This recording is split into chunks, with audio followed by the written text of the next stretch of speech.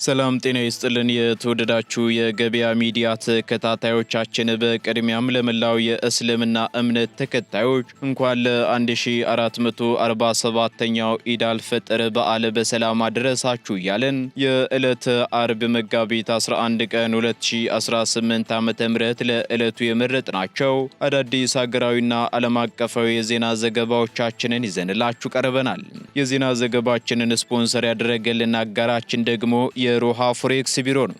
በዜና ዘገባችን ላይ የሮሃ ፎሬክስ ቢሮን የዕለቱን የውጭ ምንዛሬ ተመን መረጃ እናጋራችኋለን። በቅድሚያም አርዕስቶችን የኢትዮጵያ ኢንቨስትመንት ሆልዲንግ በጅቡቲ 150,000 ኪዩቢክ ሜትር ነዳጅ መያዝ የሚችል ግዙፍ የነዳጅ ማጠራቀሚያ ፕሮጀክት ሊገነባ ነው ተባለም። በሌላ በኩል የነዳጅና ኢነርጂ ባለስልጣን የነዳጅ ስርጭትና ግብይትን በተመለከተ አዳዲስ አስገዳጅ አቅጣጫዎችን አስተላልፏል። በዝርዝር እናጋራችኋለን።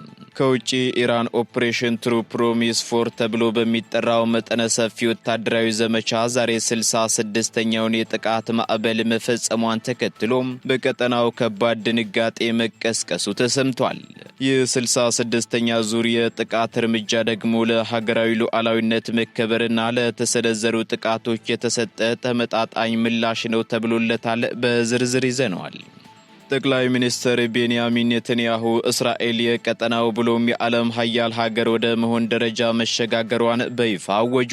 በሌላ በኩል ጠቅላይ ሚኒስትሩ ትላንት ምሽት በዕብራይስጥ ቋንቋ ባደረጉት ንግግር አሁን ባለው ነባራዊ ሁኔታ ኢራን ዩራኒየም ማበልጸግም ሆነ አዳዲስ ባላስቲክ ሚሳኤሎችን ማምረት እንደማትችል ሲናገሩ ተደምጠዋል። በዝርዝር የምናጋራችሁ መረጃችን ነው።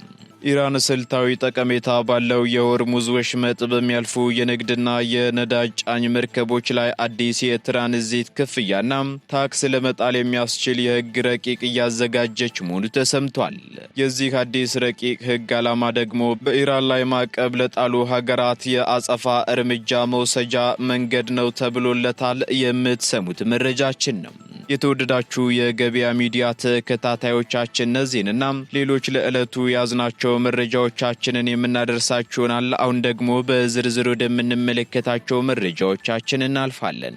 ቴምር ፕሮፐርቲስ ከዚህ በፊት 8 ሳይቶችን በ7 ዓመታት ውስጥ ሰርተን ማስረከባችን የሚታወቅ ሲሆን አሁን ደግሞ በመሃል ቡልጋሪያ አፍሪካ ህብረት ፊት ለፊት አፓርትመንቶችና የንግድ ሱቆችን እየገነባን እንገኛለን። በመሆኑም የንግድ ሱቆችን በ900 ሺህ ብር ቅድመ ክፍያ እንዲሁም አፓርትመንቶችን ባለ 1 መኝታ በ5.5 ሚሊዮን ብር፣ ባለ 2 መኝታ በ6.6 ሚሊዮን ብር እንዲሁም ባለ 3 መኝታ በ9.3 ሚሊዮን ብር ሙሉ ክፍያ ያገኛሉ። በተጨማሪም በሳር ቤት፣ በአባሬ፣ በፒያሳ እስከ 30 በመቶ ቅናሽ የተደረገላቸውን ቤቶች ለሽያጭ አቅርበናል። ግንባታቸው ከ80% በላይ የተጠናቀቀላቸው ቤቶች ለምትፈልጉ ደንበኞቻችን በአያት 49 እና በጋርመንት እስከ 30% ቅናሽ አድርገን ለሽያጭ ስናቀርብሎ በታላቅ ደስታ ነው። ያስታውሱ፣ የቀሩን ቤቶች ጥቂት ስለሆኑ ፈጥነው ይደውሉ። ስልክ 0939990066 ወይንም 0981674340 ይደውሉ። ቴምር ፕሮፐርቲስ። የኢትዮጵያ ኢንቨስትመንት ሆልዲንግ በጅቡቲ 150,000 ኪዩቢክ ሜትር ነዳጅ መያዝ የሚችል ግዙፍ የነዳጅ ማጠራቀሚያ ሊገነባ መሆኑ ተሰምቷል። የኢትዮጵያ ኢንቨስትመንት ሆልዲንግ በጅቡቲ ካመርጆክ ኢንዱስትሪ ፓርክ ውስጥ 150,000 ኪዩቢክ ሜትር ነዳጅ መያዝ የሚችል ማጠራቀሚያ ለመገንባት ባለ 10 ሄክታር መሬት እንዲሰጠው መጠየቁ ተሰምቷል። ይህ ፕሮጀክትም ነዳጅን ከመርከቦች ወደ ባቡር መስመር በቀጥታ በማገናኘት ወደ ኢትዮጵያ በቅልጥፍና ለማጓጓዝ የሚያስችል ነው መባሉን ካፒታል ጋዜጣ አስነብቧል።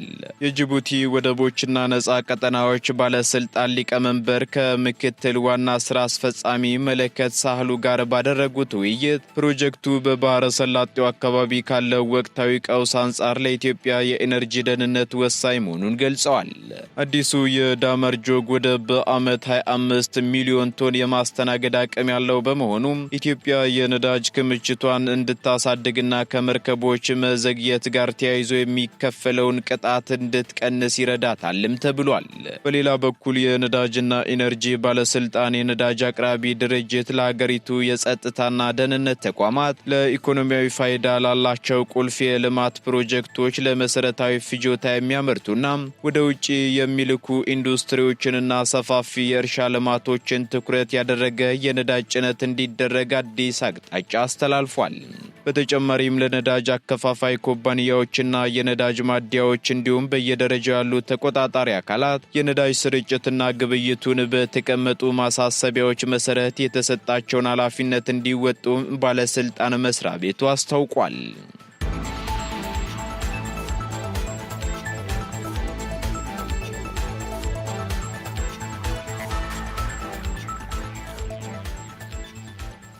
ከውጪ ወደ ያዝናቸው መረጃዎቻችን ስንሸጋገር ደግሞ ኢራን በሆርሙዝ ወሽመጥ በሚያልፉ መርከቦች ላይ የትራንዚት ክፍያ ለመጣል ረቂቅ አዋጅ እያዘጋጀች መሆኑ ተሰማም።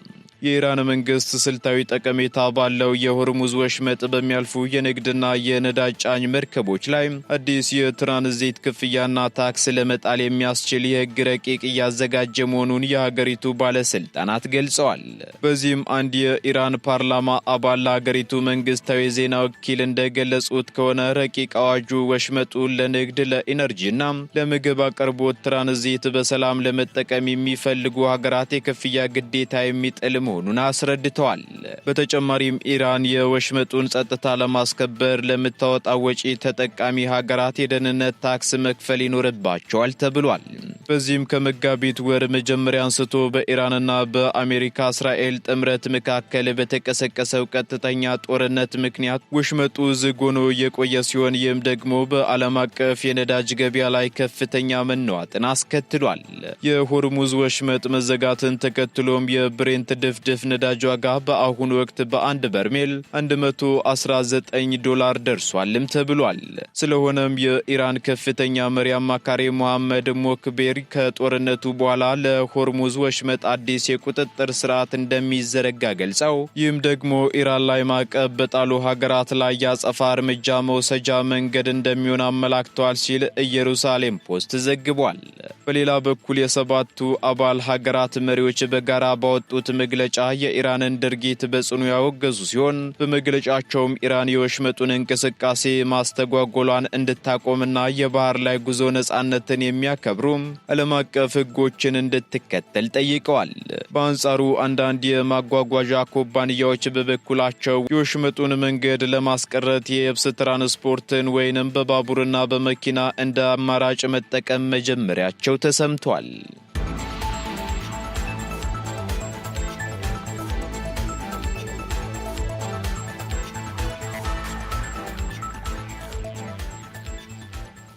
ጠቅላይ ሚኒስትር ቤንያሚን ኔታንያሁ እስራኤል የቀጠናው ብሎም የዓለም ሀያል ሀገር ወደ መሆን ደረጃ መሸጋገሯን በይፋ አወጁ።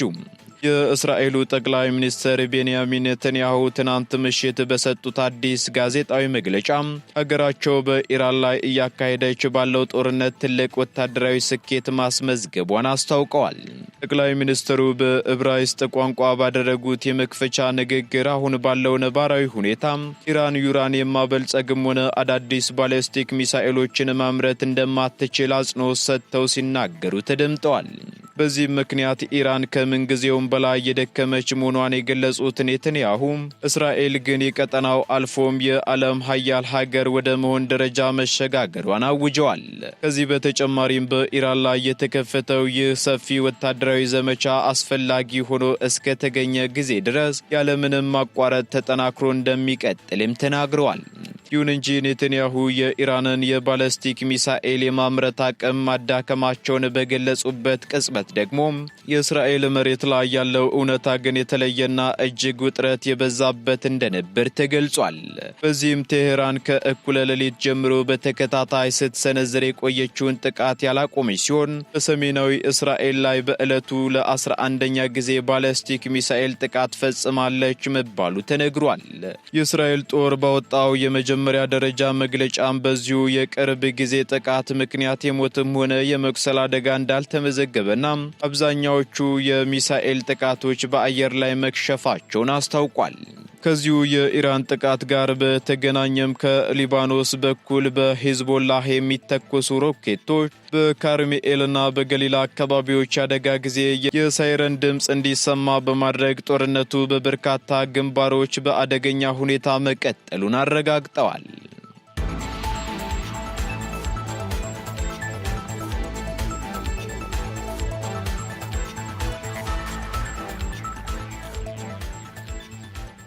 ኢራን ትሩ ፕሮሚስ ፎር በተሰኘው ዘመቻዋ እጅግ ከባድና ባለብዙ ተተኳሽ ሚሳኤሎችን ተኮሰች። የኢራን እስላማዊ አብዮታዊ ዘብ ኦፕሬሽን ትሩ ፕሮሚስ ፎር ተብሎ በሚጠራው መጠነ ሰፊ ወታደራዊ ዘመቻ ዛሬ 66ኛውን የጥቃት ማዕበል መፈጸሙን አስታውቋል። በዚህኛው ጥቃትም ኢራን እስካሁን ከተጠቀመቻቸው ሚሳኤሎች በኃይላቸውና በቴክኖሎጂያቸው የላቁ ልዕለ ከባድ ወይንም ሱፐር ሄቪና በአንድ ጊዜ ብቻ በርካታ ኢላማዎችን መምታት የሚችሉ ባለብዙ ተተኳሽ ሚሳኤሎችን መጠቀሟ ተነግሯል። የኢራን ይፋዊ የዜና ምንጮች እንደሚገልጹት ከሆነ በጥቃቱ የተሳተፉት ሚሳኤሎች የተራቀቀ የመከላከያ ዘዴን አልፈው መሄድ የሚችሉና ከፍተኛ መጠን ያለው ፈንጂ የሚሸከሙ ናቸው ተብሏል።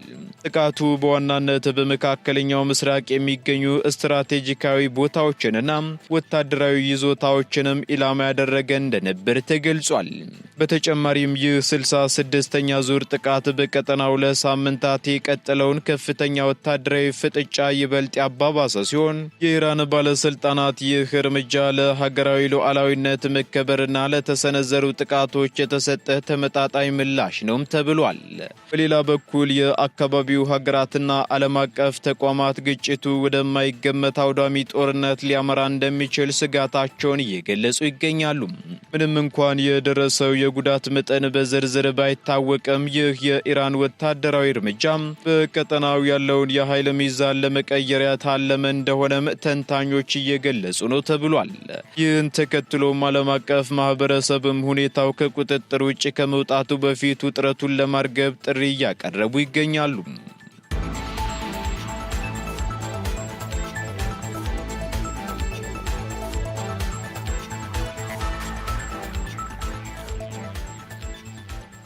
ወደ መጨረሻው ዝርዝር መረጃችን ስንሸጋገር በኩዌት የነዳጅ ማጣሪያ ላይ የተሰነዘረው ከባድ የድሮን ጥቃት ከፍተኛ ውድመት ማስከተሉ ተገለጸ።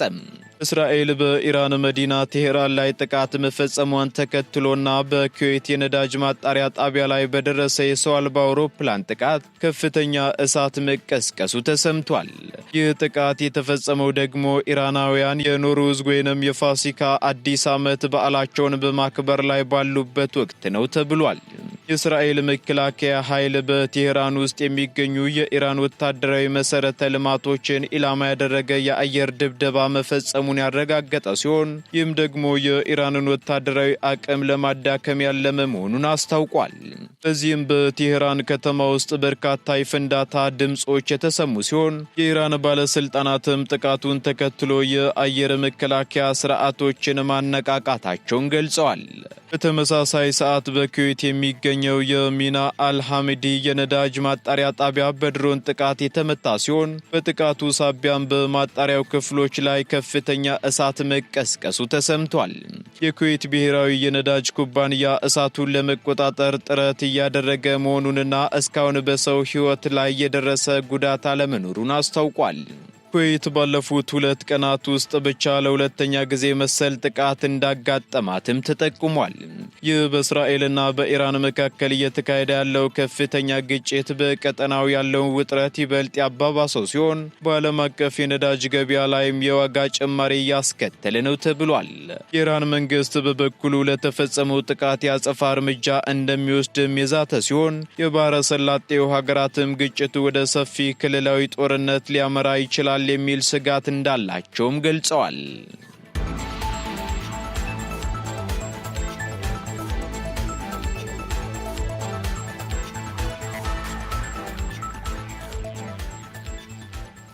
ቀጥለናል ውድ ተከታታዮቻችን። በመጨረሻም የሮሃ ፎሬክስ ቢሮን የዕለቱን የውጭ ምንዛሬ ተመን መረጃ እናጋራችኋለን።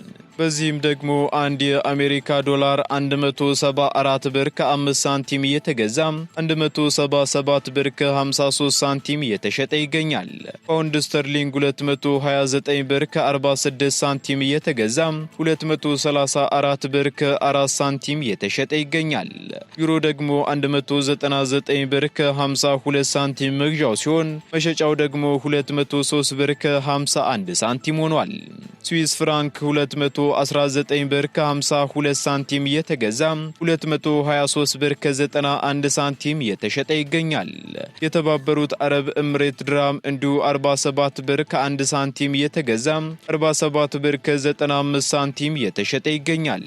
የሳውዲ ሪያል ደግሞ 46 ብር ከ8 ሳንቲም መግዣው ሲሆን መሸጫው ደግሞ 47 ብር ሆኗል። የቻይናው ዩዋን 23 ብር ከ72 ሳንቲም እየተገዛ 24 ብር ከ19 ሳንቲም እየተሸጠ ይገኛል። የካናዳ ዶላር ደግሞ 123 ብር ከ15 ሳንቲም እየተገዛ 125 ብር ከ61 ሳንቲም እየተሸጠ መሆኑን የሮሃ ፎሬክስ ቢሮ የዕለቱ የውጭ ምንዛሬ ተመን መረጃ ያመላክታል።